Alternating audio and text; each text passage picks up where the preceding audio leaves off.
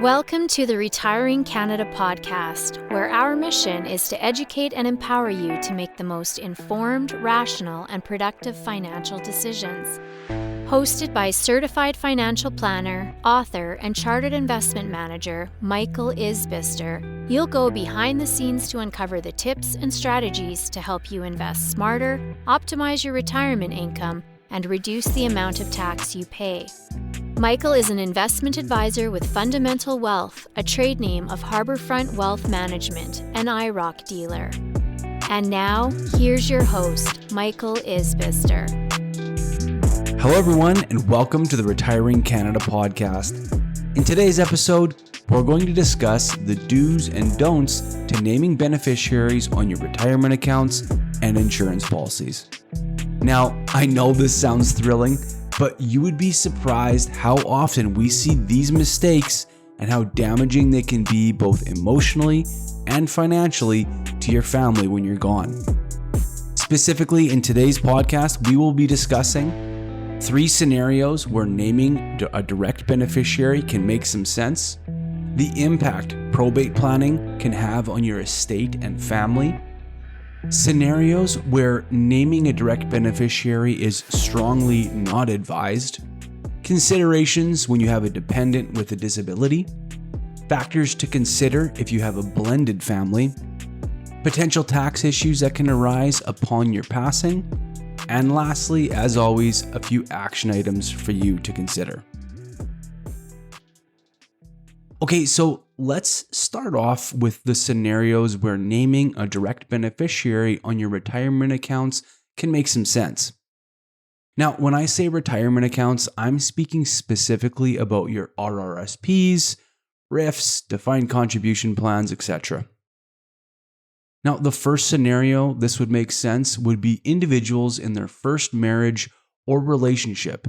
In these cases, if the goal is to leave the entire estate to the surviving spouse, naming them as direct beneficiary can make some sense. However, if you have children from a previous relationship or a spouse or child with a disability, you'll want to rethink this strategy. More on those points in a bit. A second scenario is where an individual wants to leave their entire estate to one beneficiary, whether it be an only child or charity. Now, in this case, you should still consider the beneficiaries, their financial maturity, exposure to creditors, and whether or not they have a disability. The last scenario where a direct beneficiary can make sense is when there are concerns that the estate may be bankrupt or insolvent. If there is a desire to have assets pass outside of your estate in order to avoid future estate creditors, then you should speak to your estate lawyer or notary about how to structure your assets to better accomplish your estate planning objectives. Now, outside of these scenarios, beneficiary planning gets very murky. Oftentimes, there is a desire for families to avoid having their assets go through the estate so that they can save on probate.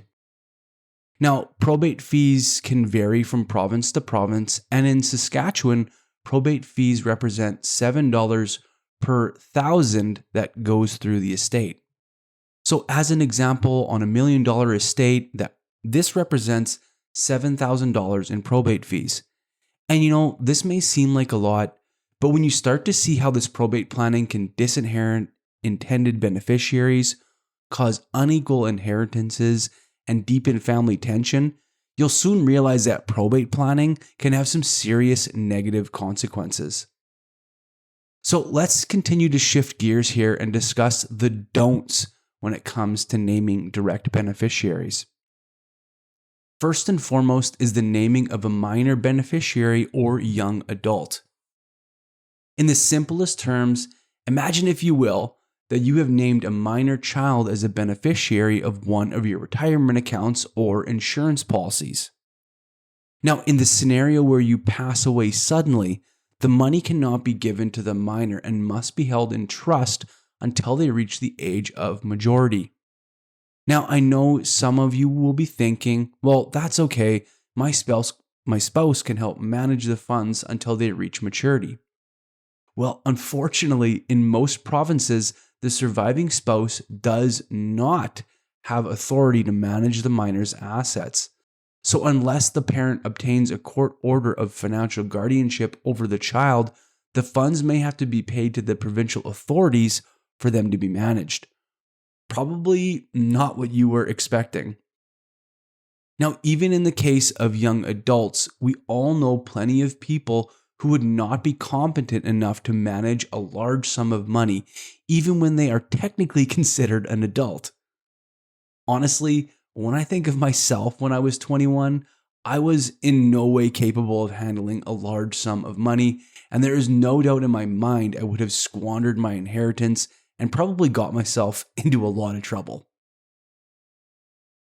So the answer here, it is probably best to name your estate as the beneficiary and then outline in your will to direct those funds to be held in trust for a minor or young adult until he or she is more mature. Okay, so the second scenario where naming a direct beneficiary is not recommended arises when naming a disabled beneficiary. First off, when a person with a disability inherits property directly, he or she may be subject to a clawback of provincial social assistance.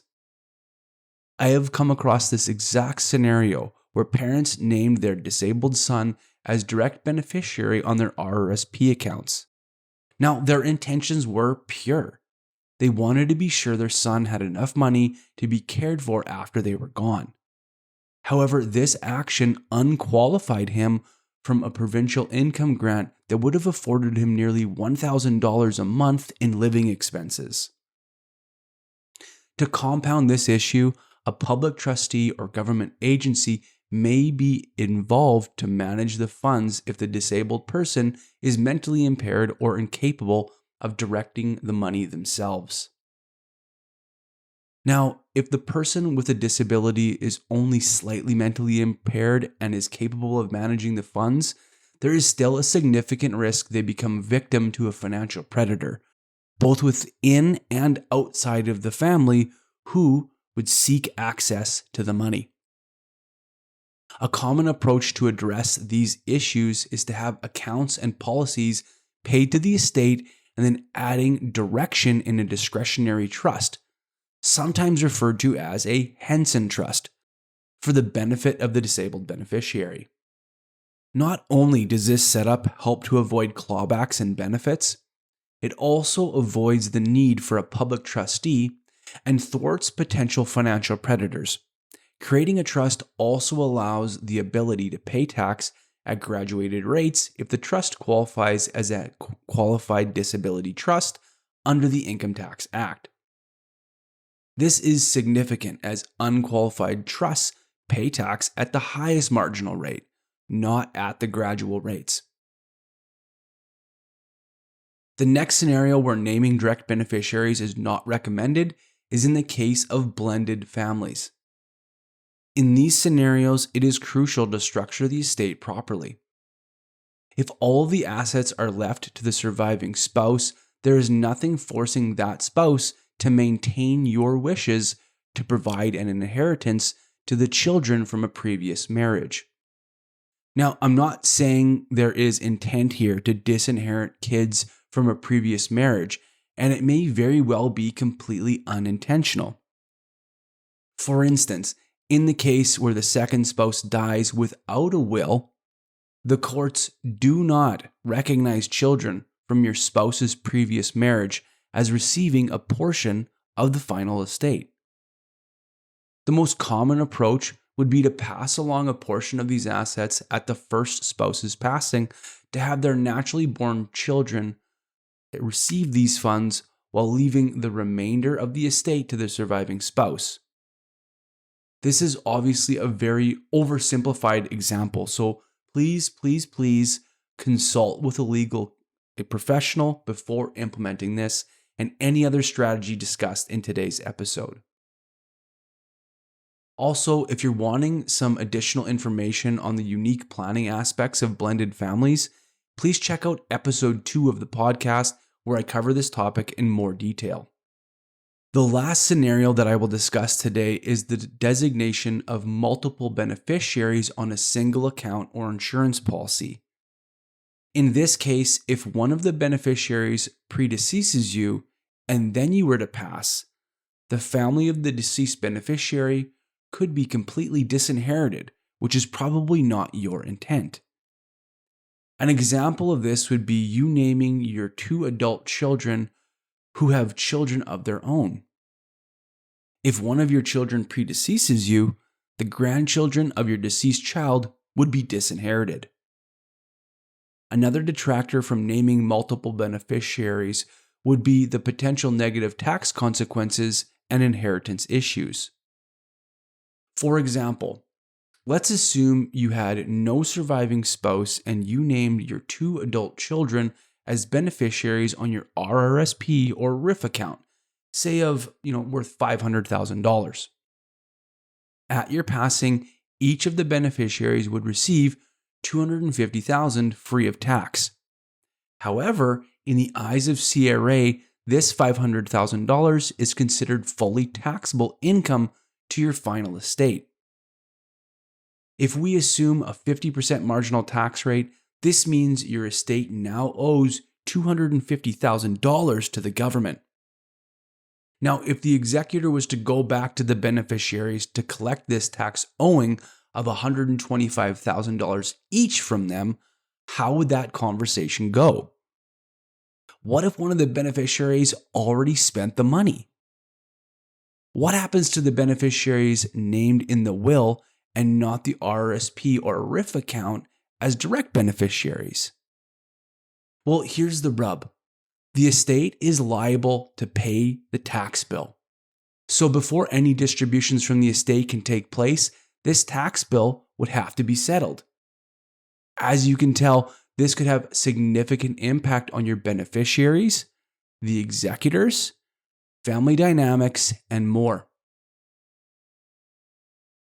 Now, there are a number of other scenarios where naming a direct beneficiary is strongly disencouraged, including secondary or contingent beneficiaries, and instances where the beneficiaries are exposed to creditors or a potential marital breakdown.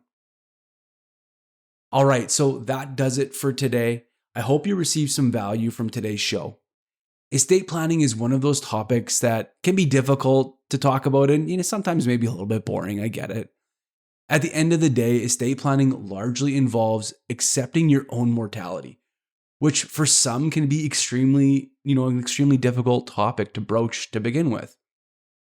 But again, at the end of the day, putting your head in the sand and not making a plan will only hurt your loved ones more after your passing. Okay, so action items for today's show.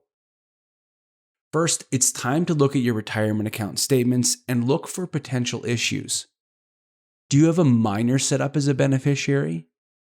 Do you have a non-spouse set up as a beneficiary? How about a disabled beneficiary named in a policy or a retirement account? Number 2, dust off your will and have a look. Are the intentions of your will negatively impacting your direct beneficiaries? Are there children from a previous marriage that should be considered if you pass away first? And number 3, set aside some time and make updating your estate planning documents a priority. Although doing nothing is an option, the repercussions can have severe financial and emotional stress on your loved ones when you're gone. All right, so that does it for today. If you enjoyed the show, please subscribe and leave us a 5-star review in your favorite podcast app. If you're really liking the content that I put out on a regular basis, you'll really enjoy the weekly Retiring Canada newsletter. So click the link in the description and join thousands of other retiring Canadians to get the most recent retirement planning updates.